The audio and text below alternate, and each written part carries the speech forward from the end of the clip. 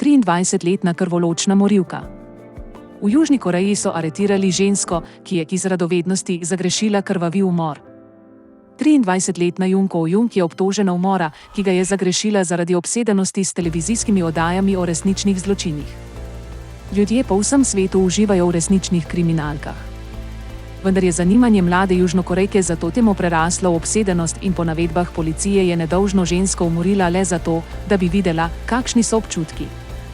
Kot poroča časnik The Chosen Ilbo, je 23-letna Jung priznala, da je umorila učiteljico, ki jo je našla na spletu. Mislim, da mi je prekipelo, je po poročanju časopisa The Korea Times dejala Jung. Ker je obsedena z resničnimi kriminalnimi zgodbami, naj bi se Jung tudi sama odločila, da izvede popoln umor. Časnik poroča, da se je na zločin skrbno pripravljala tako, da je na spletu iskala, kako skriti truplo, brala knjige o zločinih in na televiziji ter na spletu gledala oddaje o resničnih zločinih. Da bi našla pravo žrtev, je morilka prenesla aplikacijo, ki povezuje starše in učitelje. Izdajala se je za mamo učenke, ki naj bi želela izboljšati znanje angleščine in se povezala z učiteljico, katere ime ni bilo objavljeno. Nekaj dni kasneje je določila datum srečanja. Tistega dne se je morilka oblekla v šolsko uniformo, ki jo je našla na spletnem bovšjem sejmu in se z nožem odpravila na dom svoje žrtve. Jung je nizke postave in žrtev jo je zaradi uniforme verjetno zamenjala za srednješolko, je povedal tiskovni predstavnik policije. Ko jo je žrtev spustila skozi vrata, jo je Jung z nožem večkrat zabodla. Uboga žrtev je umrla v mlaki krvi.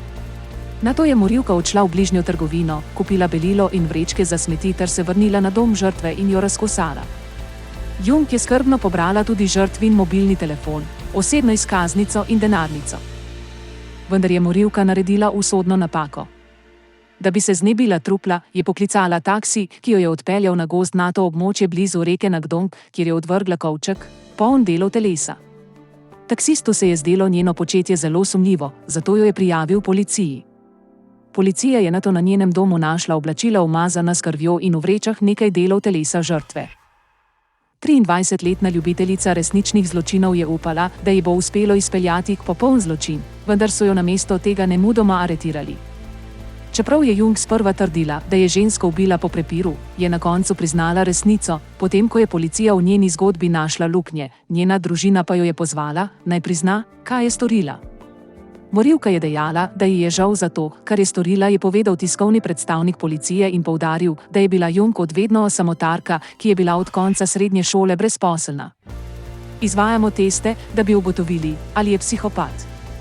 Po poročanju časopisa The Korean Times je novica o okrutnem zločinu zaradi svoje neosebne narave pretresla ljudi po vsej Južni Koreji. Jung ni imela nobenega razloga za umor, razen da bi potešila svojo radovednost glede umorov. Ugotovljeno je bilo, da je načrtovala zločin, ker jo je vodila želja, da bi nekoga ubila, potem ko je postala obsedena z umori iz televizijskih programov in knjig, je dejala policija. V tem primeru je bila njena obsedenost smrtonosna.